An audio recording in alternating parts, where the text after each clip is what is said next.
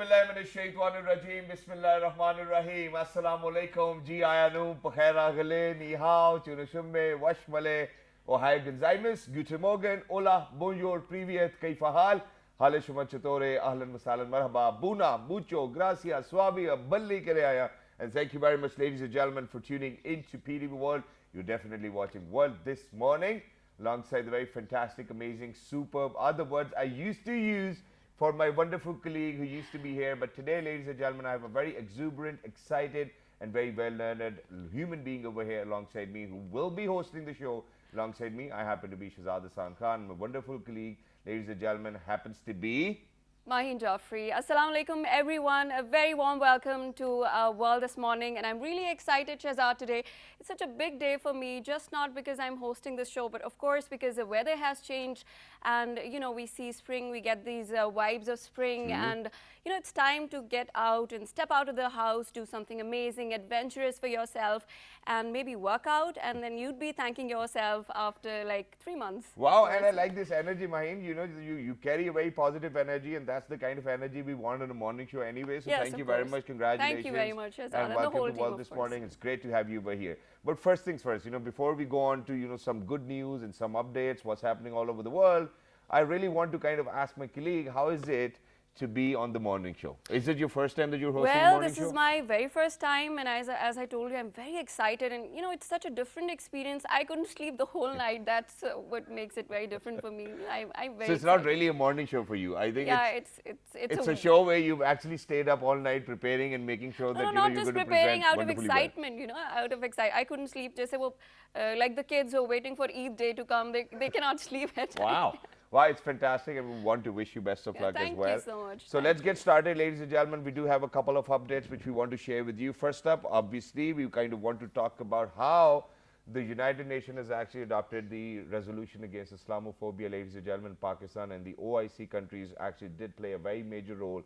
And on this occasion, we really certainly want to kind of share because I think we have made an impact, ladies and gentlemen. The United Nations General Assembly has adopted the landmark resolution proposed by Pakistan and OIC countries designating March 15th as International Day to Combat Islamophobia.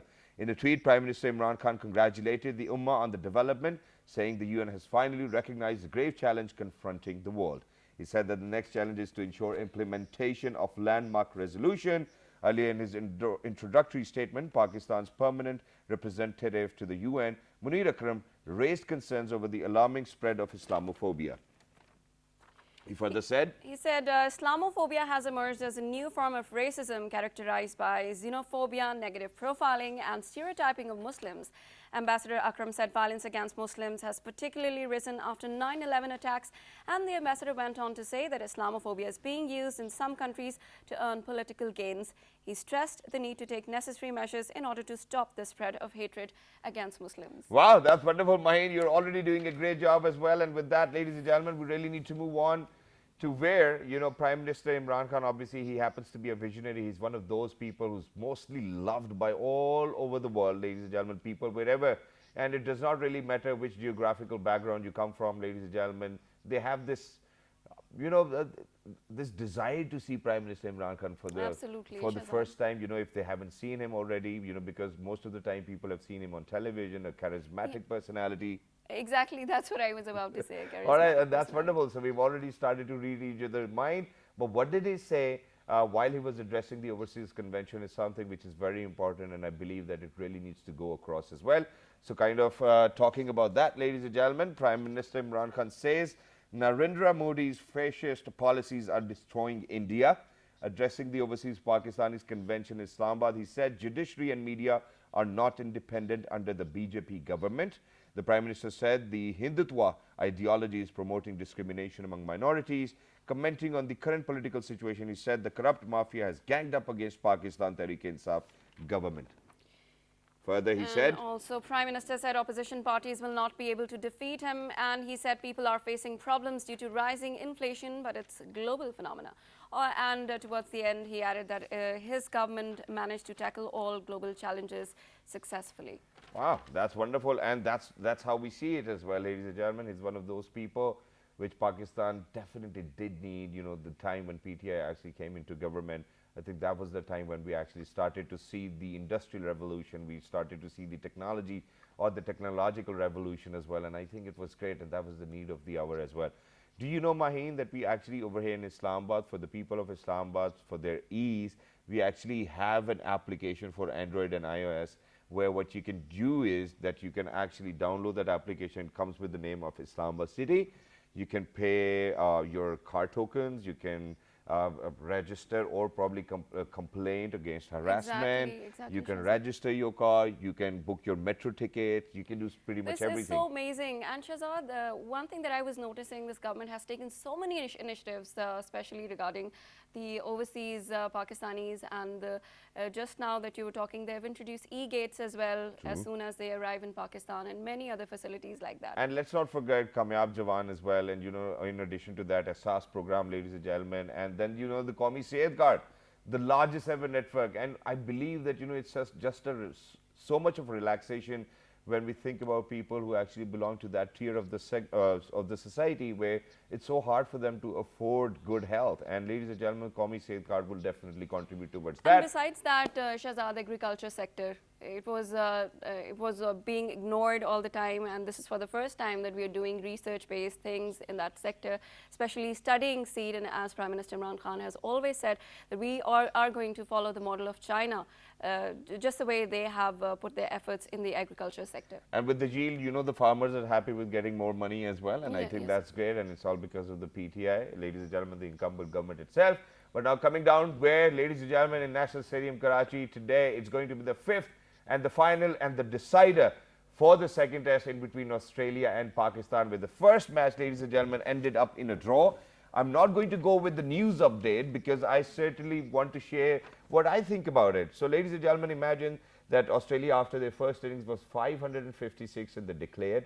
I think that Australians might be thinking that they have declared earlier on their second inning as well, where they gave in 97 on the loss for 2 wickets as well. Pakistan, their first innings was horrible. Unfortunately, it was 148. It felt like as if, you know, nobody was there to stay. But fortunately, towards the end of our, in fact, yesterday, ladies and gentlemen, I think Babar Azam and Abdullah Shafiq did play a wonderful knock as well, where Abdullah Shafiq's strike rate does not matter because we certainly wanted to block one end. And, you know, as soon as Babar started to chip in the runs, ladies and gentlemen, he made sure that Abdullah is going to contribute towards that as well. Imagine this is the 6th test century for Babar Azam, and it was long due from February 2020, ladies and gentlemen, we were expecting.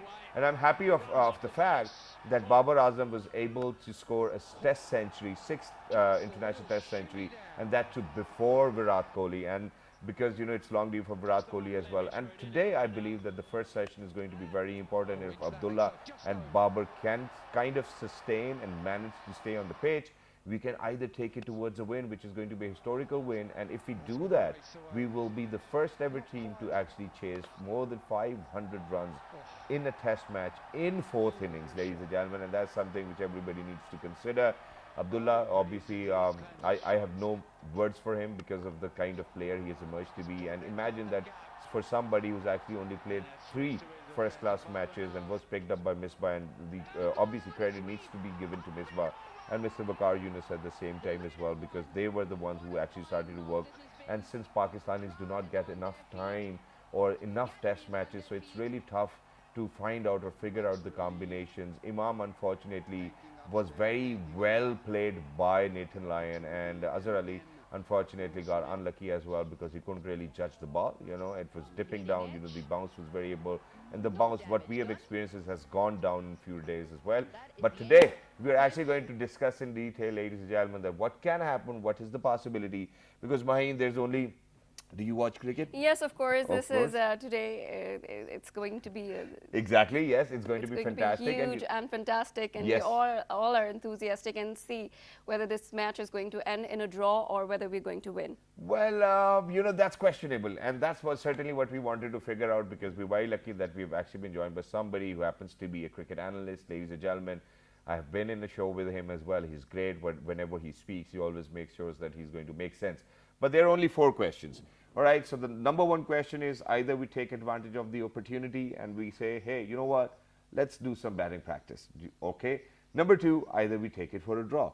Number three, either we kind of play bravely and make sure that we drive the team towards a win, or number four, whatever happens, let it happen. So, ladies and gentlemen, with all of these four questions, let us just introduce our wonderful sports analyst over here, ladies and gentlemen, and he happens to be Mr. Ali Mehdi. Hello, assalamu alaikum, good morning, how are you? Walaikum salam. Thank you so much for having me. Thank you very much for joining us. It's a historic moment. Pakistan is having a home series of that too against Australia after 24 long years. Last time, I think it was in 2008, probably, which was in Dubai. No, in 98, obviously, they were home series, which is why I was speaking about 2008, where it was Dubai. And when we talk about Abu Dhabi and Dubai, the problem is that in 2008, it was only Azhar Ali who was playing in the test squad. And, the 8 players from the Australian squad are still playing from the team which played in 2008 against Pakistan. But what do you think of all of those 4 questions? We should play bravely, take it as an opportunity, batting practice, or do you think we should go with the flow, whatever happens, happens, or we should take it for the draw? Well, Shahzad, first of all, I mean, it's a historic occasion. We're playing against Australia at National Stadium, Karachi. National Stadium, Karachi is like a fortress. We've only lost 2 test matches over there, way back in 2000 against England, and then other than that against South Africa in 2007. True. But looking at this test match, I actually think that we've got to take it ball by ball, over by over. We have to see out the session, see out the overs too, because look, first, nobody gave us a chance. Going into this 5th day, at the beginning of 4th day, everybody thought that we were going to get rolled over. But credit has to go to Babar Azam, Abdullah Shafiq, the way they played those 2 sessions. And right now what they need to do is, see out this first session.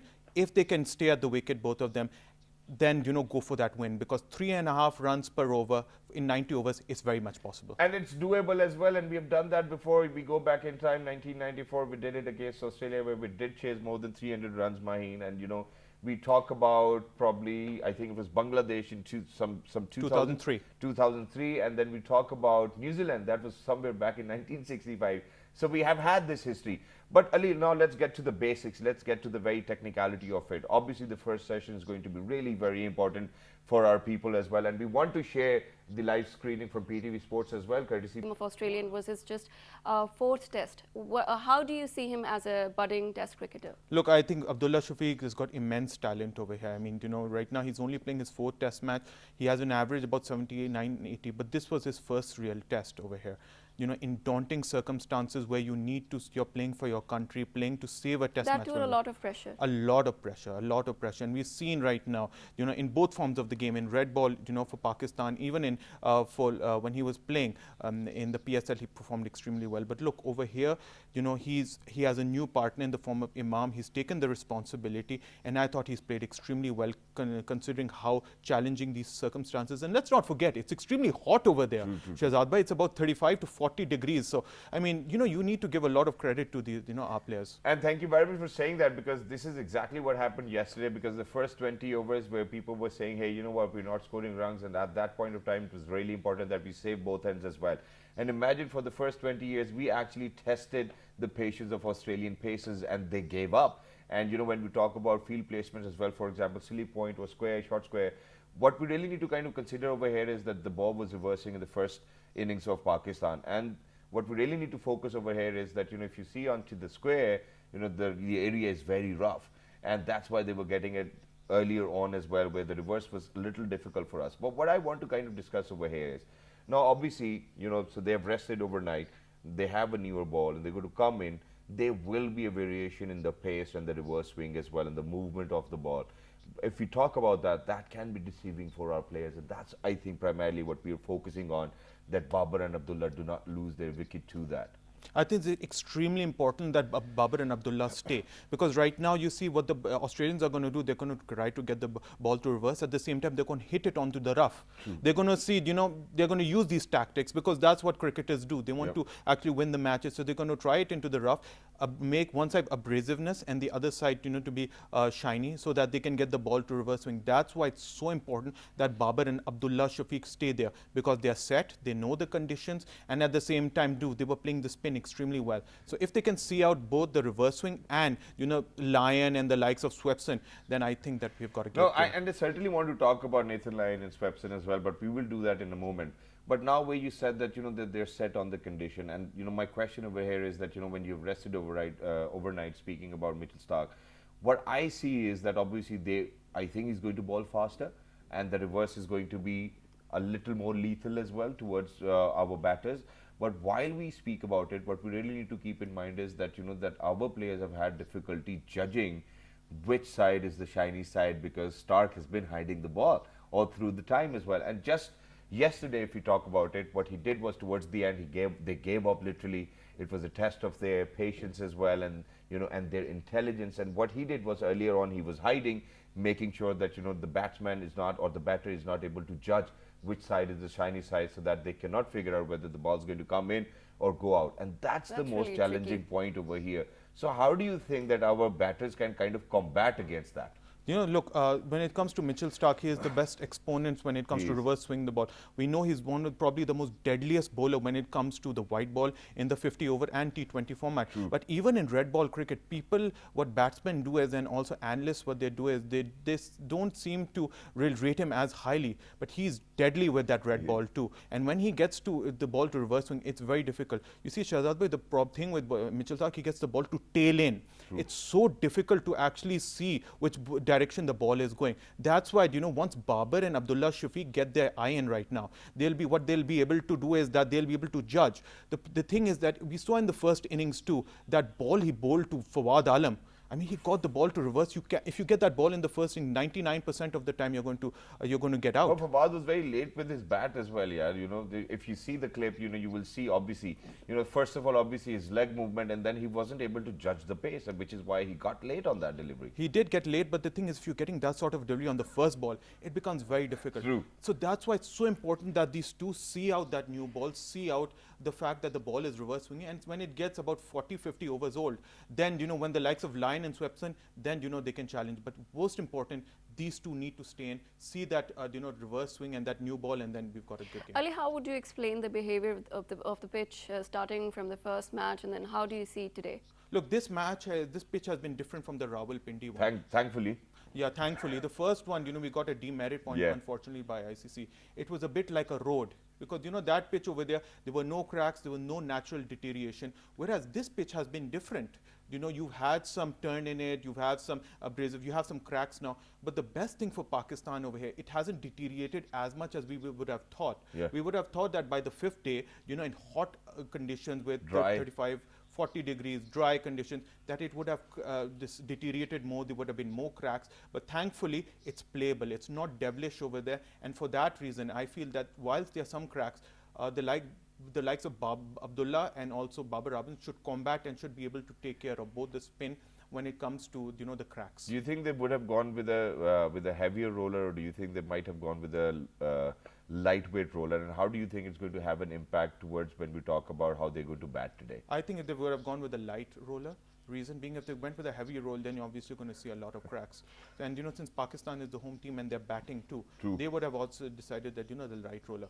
But the good thing over here is that it's playable, Shahzad bhai. It's not like it's so difficult to take part. They just have to play the ball on its merit. There is some turn, but there's not much variable bounce, which is excellent for both our batsmen. Ali, anything that Pakistani team can learn from Australian team in terms of methodology? Everything. I mean, we learned from Australia anyways. No, right now, what do you think about today's Look, match? the Australians, there's a reason why they're number one team in the world, test team in the world. They never give up. And that psychs us up as well, yeah. We just keep on saying, it's the number one team, and we kind of But fall it under is, that yeah. pressure as Yeah, well. that's why we But come other under than pressure. India, I think Australia is the number two team, is the team we want to play, we want to beat. So that excitement, that character playing against, the number one team in the world, the team which just won the Ashes 4-0 against England, that should excite us too. And the fact that we are actually fighting, against, fighting metal with metal against Australia, that itself should be excitement. And for that reason, I still think that if they have a resilient sort of character, then we really should see this I out. think that's wonderful. And Ali, the kind of guy I am, I'm very optimistic, I'm positive, even though that a lot of experts I work with, Alhamdulillah, Rashid Bhai, Umar Gol and everybody, and for their likes, what they were saying is that even if we draw the match, it's exactly like that we have won the match as well, from where we are bouncing back as well. But how do you think that we can drive this through? Do you think that it's achievable? Do you think that we can win? And if we have to win, what do you think our tactics needs to be today? We just need to play positive cricket. We shouldn't play, most important, we shouldn't play rash, bad shots. Good decision making, play but the ball on its merit, and no runouts. Please. In that first innings, we saw two hopeless runouts, Hassan Ali and then Abdullah Shafi. Yep. As long as they don't lose their cool, they don't play any rash shots, and they don't go for any runouts, they have a cool, calm, composed head on their shoulders, I think we should see this out. And if they take it session by session, if you see the run rate comes down, as you get closer to the target, then you can see the light at the end of the tunnel. So I think what's most important, these two see out the first session, and then if we have a chance, then go for that historic win. So imagine that we have 540 deliveries to play today, and all we need to do is score 300 runs, probably by now as well. Doable? It is. Look, in cricket, anything is possible. Yeah, in Test cricket, anything is possible. But they shouldn't look at that target right now. They should think about saving the Test match, seeing out every ball too. Because look, all Australia need is 8 wickets. I mean, 8 deliveries, and if we lose our head, then we'll lose the Test. It's not even 8 wickets. I think it's 3 wickets. Either it's Fawad, it's Rizwan, and Sarrana Fahim as well. But thank you very much, Ali, for being with us. It's always wonderful to be in conversation with such young, budding sports analysts as well, who can always make sense and make sure that they're very well aware about the subject as well. Mine, did you enjoy? Yeah, of course I enjoyed. It was lovely having a conversation with you, Ali. Wow, that's wonderful. And with that, ladies and gentlemen, obviously, I'm going to keep my optimism with myself, and I will pray for Pakistan to win, and we can do that today. And if we do that, we will be the first ever team on this planet in the history of cricket to do that as well. Chasing more than 500 runs at that in the 4th innings, ladies and gentlemen. It's a little difficult, but it's not undoable. It's doable, yes. Yeah. Well, what do you wish for Pakistan? Of course, Pakistan should win today. All right, so we're winning, ladies and gentlemen, according to Maheen. Let's see tomorrow what's going to happen. We will be discussing this very moment as well. But with that, we are actually going to head out towards a short break. Once you guys will come back, we will be talking about Overseas Convention of Pakistanis. Wonderful. You're a great host. Let's do that. Good morning.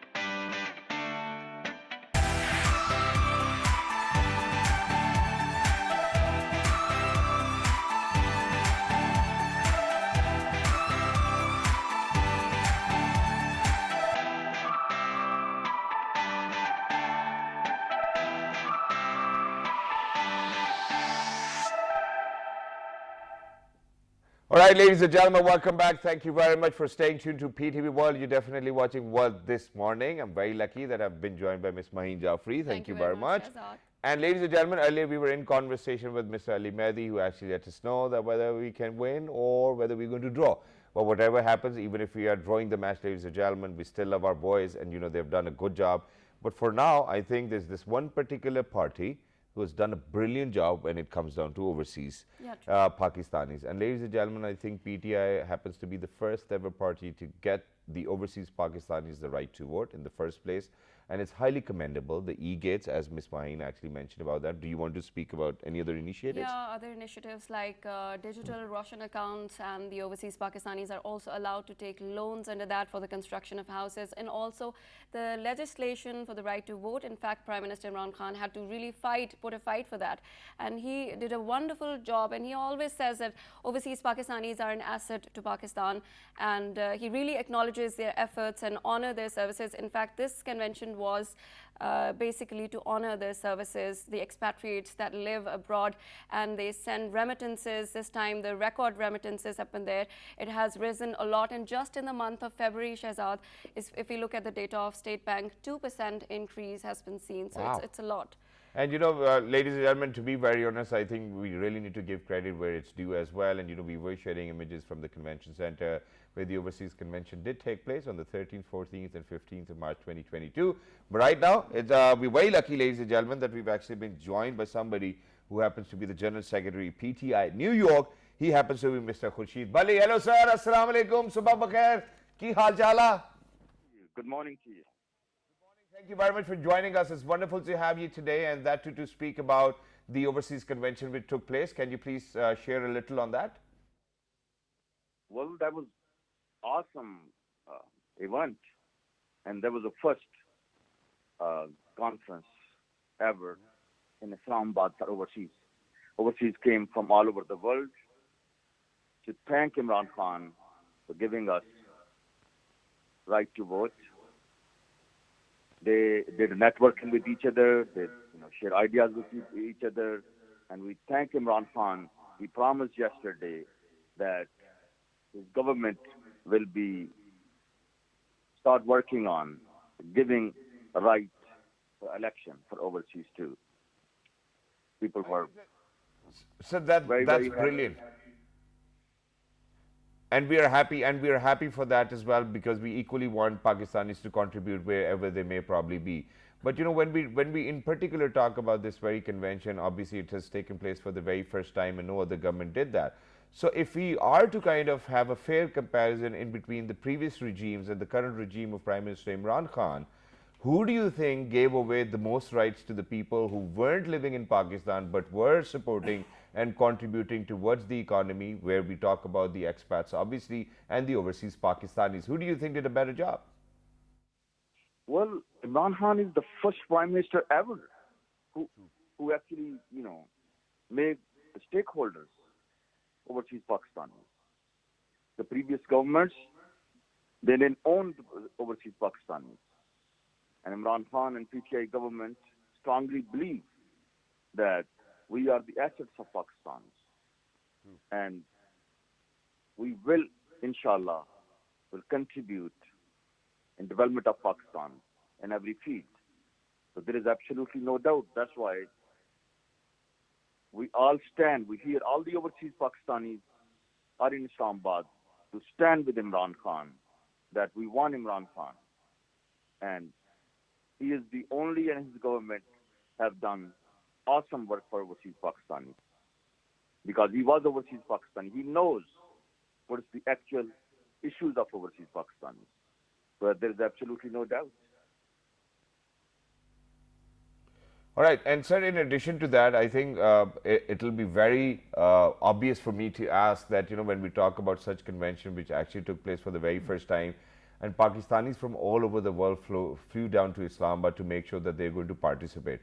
So there might be different parts which might be under discussion that, hey, you know what, we might want this for this region, we might want this for this region as well, particularly if we talk about US. What do you think the overseas Pakistanis really want from the Pakistani government to be delivered for them, so that they can have more access, so that they can contribute more, and that they can actually run their successful businesses while they stay in US and the business is being run in Pakistan? Well, particularly US-based Pakistanis want ease of business. They want to invest in Pakistan. They want to make sure that their investment is secure. They want to make sure that they have no problem to investing in Pakistan in different fields. So these were the most things, which is overseas Pakistanis from the United States, and they definitely want to be a stakeholder. They want to be a part of the system. So we send our concern to the Prime Minister of Pakistan that thank you so much that you gave us the right to vote. But we also want the right to election. Wow, and that's wonderful. Thank you very much, Balisa, for being with us, joining us all the way from New York, ladies and gentlemen. It was wonderful to be in conversation with this very gentleman. It's because of the fact that these are the people, ladies and gentlemen, at this very moment who are behind the economy of Pakistan. And to be very honest, we really need to give credit where it's due. Mahin, what do you want to say about that? I just wanted to say the same, that they're actually the asset of Pakistan, and Prime Minister Imran Khan always acknowledges their services. And as I was saying, that this convention was actually, this took place because, he wanted to give honor to their sacrifices. And right now here in our studios, we are joined by Mr. Zegam Abbas, Lieutenant Platoon Commander, New York Police Department. Welcome to Well This Morning, sir. Thank you very much for having me here. Sir, what are your views on this convention that happened for the first time under the PTI leadership? It's great to participate in this event. I came in my own private capacity. We all came in, a lot of us came in. The first time I think we felt welcome back. It's a lot of positive image are created by the current government, and everybody contributed toward the fact that we all came in. I want to witness that with my own eyes, and that's what I did. I came in. March 13th we came in, so last 3 days. It's a great place to be at. So do you find any difference in the ground reality when you come here or when you watch TV there? Wonderful. All the wonderful things. Listen, our heartbeat with Pakistan always, it's our own country. Coming here, of course, everything cannot be perfect. We all understand that. The current situation, political situation going on, a lot of other, pulling and all that stuff going on there. We understand that, and I think it's we cannot expect everything. Exactly. All the protocols and all the other stuff there. We left it behind. We should all be treated equal, which was very fine, and that's. And it's wonderful, and the smile on your face says that all as well, because that's the best curve on a human body, anyways. But moving on, ladies and gentlemen, we actually have the money guy with us as well, because he happens to be Finance Secretary, PTI New York, and he is Mr. Aslam Dilan. Hello, sir. Assalamu alaikum. Wa alaikum assalam. Sir, I think continuing with what happened in the convention is something which we want you to share with our audiences and people out there, and the kind of smiles and how relaxed and happy our overseas community is. It's something which I'm experiencing for the very first time. Otherwise, there'll be a lot of grievances, a lot of problems, issues. Oh, yaar, eh nahi ho raha, oh nahi ho raha. What do you have to say? How do you feel about it? I feel very proud to be a PTI. So there's a history, there's first time the convention, because previous government, so like past 30 years, nobody done that kind of job. So Imran Khan PTI came, they done the wonderful job for overseer.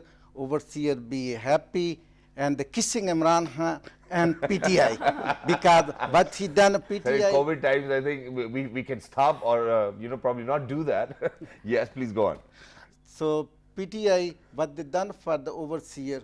So overseer so happy because before nobody done for overseer. All right, and so kind of talking about that, and with you, Mrs. Zegam, as well, and that is that I think one of the most major problems for people who were living abroad was that they used to work for 30, 35 long years, and they had a retirement plan where they would send back money and make sure that somebody, probably Papo ka beta or Chachu son or a cousin, is going to buy property for them, build it, look after them. But eventually, I think that within this particular area, we have seen a lot of grievances where people, as soon as they came down, they're like, "Ha, Paji, kuch bhi nahi hai, hai kuch nahi. What did you send back home? There was nothing that you've sent back home, and there was nothing that you were supporting us and all of that." So that was one of the most major grievances. A lot of land grabbing did take place, and that too when we talk about people who were living abroad and who wanted to invest in Pakistan. How do you think that PTI government has given you a solution for that now? I think a lot of work has been done already overseas. We have our different concerns back there as well. Like recently, the current government gave the power of attorney on digital online. Yes. That's a huge help for us. Exactly. And everybody's working there, you know, with their life, they're busy back and forth. It's very tough for them to take the day off with the family and kids' lives and come back here and manage the business. The court system takes a longer process. So that's a good initiative. They took it online. Online banking is good as well. The covered Imran Khan, Prime Minister, also instructed to the local consular generals overseas over there in New York, Washington base, directing them directly helped as much as possible to overseas community. Yeah. Visas online as well, on arrival as well. The local friends we have it there as well. We try to create a positive image for Pakistan overseas. Yep. Of course, we have a local politician. We need to get them involved, which we were doing there. Raise the Kashmir issue with the Pakistani organization PANI, which is he's a chairman also. Aslam Dillon is the chairman for Pakistani American Association of New York, Yep. which does a lot of stuff for the Kashmir issue in New York. Local politician gets engaged. Yvette Clark is one of the congresswomen. She's always saying positive things about Kashmir and raise the Kashmir issue in New York. All the protests going on in front of the United Nations organized by Mr. Aslam Dillon and his organization has as well done a lot of work during the COVID-19 pandemic. Especially the Pakistani Muslim communities have done a lot of work there. A lot of organizations put a lot of work in there. PANI organization, which is PI organization, is another organization that as well, COPO, countless organizations there. They created a very positive image for Pakistan overseas. Can you tell us something about the community programs that you were telling? How do you engage the politicians there? All right, so this is non-profit based organization, 501(c), a give and take relationship. You know how the politicians are over there, the same way. You have to engage them. You know, Same way. they're worried about their own vote. Yeah. You know, so if they're getting a vote, of course they're going to listen to you. So we have in New York, we have a city, Brooklyn, one of the borough. The largest Pakistani community is in Brooklyn. Yep. And that's where we base. Basically, is the Pakistani community is Mecca of Pakistani community in Brooklyn. That's where the majority of the organizations are based in there as well. One of the avenue, which recently named Qaeda as Muhammad Ali Jinnah. Wow. It took 35 years to get approved because that's what our heart belong to Pakistan. True. And we want the avenue named Qaeda Muhammad Ali Jinnah. It's a lot of hurdle, a lot of work is done by the organization, PIO, Pakistani American Youth Organization. I mentioned that I'm a advisor to them as well, my own private capacity. Wow. Same thing with the PANI, Pakistani American Association in New York. They have done a lot of work for that, to engage the local politician to get that approved, which was a huge success for us in 2019 that got approved. And we believe that that's brilliant as well. But moving on to Dillon Saab, because you know you happen to be the chairman for that organization as well, where you've been working, making sure that you kind of bring Pakistanis together. But don't you think that that equally the responsibility needs to be shared by our embassy over there in the United States as well, where they kind of come up with programs and engage all the Pakistani diaspora to come together and kind of contribute towards the economy of the country, may it be the economy, may it be the culture, may it be anything other than that. I think the responsibility needs to be shared. What initiatives do you think that our embassies take overseas that they make sure that the Pakistani diaspora is being engaged? Right now, the consulate general, they're working wonderful job for overseers, never done before. All right. For example, how can we differentiate what was not happening before, which you saying is happening now, right now? Right now, before you have to go on the embassy, you have to go to get the renewal of the passport. You have to over and over. Right now, on the phone, you get the appointment. Online, fill up the application. You get the visa right away. Same thing in the passport, online. Shinakti card, INC, that's online. But the documents you need for the overseer, what they call the power of attorney, everything, 1, 2, 3. Sorted. Like before, very difficulty for Pakistani. Right now, this government, they gave us overseer. How much easy to make everything fast and easy. And sir, there's one more thing to it as well, because we Pakistanis, what we do, Maheen, is that when we go abroad, we live there 20 years, we work hard, finally end up owning a petrol pump. I think that's very famous over here in Pakistan as well. So what we really do is, and we have this habit, that when we have to get married, we come down to Pakistan. And then it's a challenge to take your spouse back to US or whichever country you're coming back from as well. Do you think that we have a solution for that now? Do you think that we have streamlined that? Do you think that we get enough support from our Foreign Office so that we make sure that, that for anybody who's just gotten married, that they are able to go take their spouses wherever they want to go. Do you think that we've sorted that? I think so. I mean, there's a certain protocols. Of course, this pandemic pushed this stuff back. If you got married, I got married back home myself. So of course, that's what we wanted. So I came back here, got married, took my wife back there. It's a process. So usually 6 months to a year and a half, give and take. That's what it takes. Yeah. It's taking a little longer now because of the COVID-19, a lot of other restrictions, no in-person interviews and stuff like that. I think if the local government foreign office could reach out to each other, the sort out certain things as well. On the government level, a lot of stuff we That'd don't be know better. personally. That'll be a lot better if it's a good relationship with the different countries. Yeah.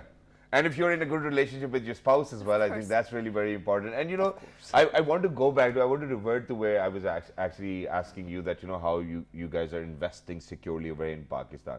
Now, for somebody who happens to be working for the New York Police Department, don't you feel, God forbid, that, if over here in Pakistan somebody's taken your land away, you'll feel a little helpless, no? Yeah, of course. But on the contrary, in New York, you might feel very different. I mean, we hear a few things here and there, but overall, I think we trust the system. Yep. We trust our country. I think stuff is working. It's getting toward the betterment. Wow. I think it's getting there. And the positive image out there for us. We believe that's why I want to come in my own private capacity, coming back here as well. Yeah. I want to make sure, I come here, I witness that as well. I moved from New York to goes there. I was in medical school myself. Wow. So I goes there, I graduated from there. I did my MD from there, internal medicine. That's what I become a doctor. I joined the police department because I want to be district surgeon. All right. District surgeon, that's what I want to be. But it's only limited spot. It's very tough. It's very competition. We got a force of 55,000 force. Out of 55,000, it's only 10, 15 spots. Not everybody is a doctor. Then, everybody start from the police officer rank, then it's promotional exam. All right. Sergeant, a lieutenant, and then the captain is the highest you And can you happen achieve. to be a lieutenant right now? Lieutenant platoon commander, Mashallah. yes. So That's you're what our making lieutenant Pakistan does the proud. rank. That's I'm in wonderful. there, yes. And Dylan Saab, let's talk about the very image of our premier when we talk about overseas community as well. Because I have a lot of family who live abroad. I'm sure Maheen would have it too as well. A lot of people living abroad, and they are just fans of Prime Minister Imran Khan, and they're fans of PTI, and they want PTI to progress, prosper, and be there out there for people as well, because the kind of work they've done away in Pakistan, talking about Kamyab Jawan program even, let's not just stick to the overseas Pakistanis, let's talk about the SARS program, let's talk about the Qawmi Sehat program, let's talk about the revival of cricket over here, where the Australia team has finally come down to Plantation Pakistan. campaign, So the we have tourism, plantation everything, campaign. on the diplomatic front, it has come in spotlight like never before. True. So what is the image that people carry when we talk about overseas Pakistanis of their own premier, the political party in rule, and the country itself? The question is the people want to be a changing. You know what's going on back there? So right now there's new government came. Yep. There's doing whatever they're doing for the Pakistani nation, overseas. Look, the SARS program, health.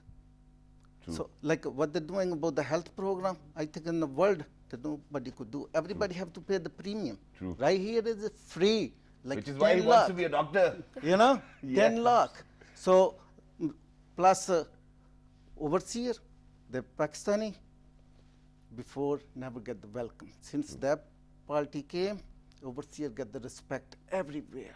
Wow. Not just only America, that's every region. Everywhere. So you go there, when you say, oh, that's from Imran Khan country, They don't say Pakistan, that's from Imran Khan country. Wow. So Imran Khan is popular on the world. And I like the excitement you have, and I like the energy you have when you talk about Prime Minister Imran Khan. You also talked about different TV channels. You said that there are things that are happening here which are not shown properly there. Yeah. So that's what we were asking, that what is the image that the community there carries of Prime Minister Imran Khan? Okay, question is what the PTA and Imran Khan doing, the Pakistani media don't show up. They show the bad image. Positive, they don't show. I mean, it's your choice, because, if, God forbid, you're going to tune into a channel which has an anti-state policy, obviously that's what you're going to see. All you need to see is PT World, me and mine. That's it. That's No, what the you need question to is PTV is a different story, but they have like other hundreds channels. There needs to be a yeah. neutral approach So That's make true. sure what the government does is good things, so they show to good things. That should be the Pakistani nation. They show the image what the PTA done. Exactly. You know, so because that's on the That's short. what we do. That's why I want you to watch us. Like short time, precisely, you yes, know, the fine. short time they ask everything. You need to be time. The past 30 years, what's going on right now? Need a time. Since the Imran Khan came, the first day they don't want to talk to him, so he cannot speak. Exactly. So that's the problem. So like on your family, you have 5 people. The 3 people against you, 2 people with you. How you run the house? You know. So what's going on right now? That pressure, he's And, working. and you know, your energy truly shares that you're a political activist yourself as well. But towards the end, sir, very quickly, very humbly, very modestly, first of all, it was an honor to have you over here, especially that you traveled all the way from New York to Pakistan, make sure that you participate in the overseas convention, and it was wonderful on your behalf. You truly did play your role as a Pakistani. But in near future, what are those things which you seriously want to see change? It's a lot of good stuff. It's been done already. I think the awareness in the community, awareness in our own general public here, which I witnessed myself at the airport, and in plane as well, in the convention as well. The local people, I spoke with them personally. Everybody's excited because, you know, different political parties here, everybody has their hardcore workers and stuff like that. So just keeping up the good work, and you know, we all should work for the betterment of the Pakistan and create a positive image. That's And what we will do. always do that. Dylan Saab, very quickly towards the end, sir. The question right now, we need to be educated on our nation. Okay. The main thing is awareness. So the Imran Khan, since he came, he tried to be start to the people what's going on. Before nobody knows so what there's going on, where they get the loan, so what there's a, you know, he educate halfway, but they still need to be educated. The nation, they woke up, they know what the wrong, what the right, what the good, what the bad. So he need a time, but they cannot be overnight. So he need to be a time to work on. Pakistani community, Pakistani leadership have to give him time. So 5 years. So then see so what the result is. Right now it's too quick to ask. And we are on it, to and we are ask, on it. exactly. Believe me, and we are on it. Thank you very much, Dylan Saab. Thank you very much, Mr. Zagan, all for of being you. with us. For being with us and for having this lovely conversation. And of course, as he rightly pointed out, that Prime Minister Imran Khan is chalking out a roadmap where we have to go, where Pakistan have to be, and how he's educating the masses is extremely incredible. And that's wonderful. Thank you very much, ladies and gentlemen, for tuning into PT World. Make sure that you stay tuned because we do have a lot of news updates coming up just in another 2 minutes. Make sure that you write to us on our Facebook, Twitter, YouTube, which goes with the name of World This Morning. You can catch the repeat at 10 past 10 at night. Look after yourselves. 1, 2, 3. Good morning. Good morning.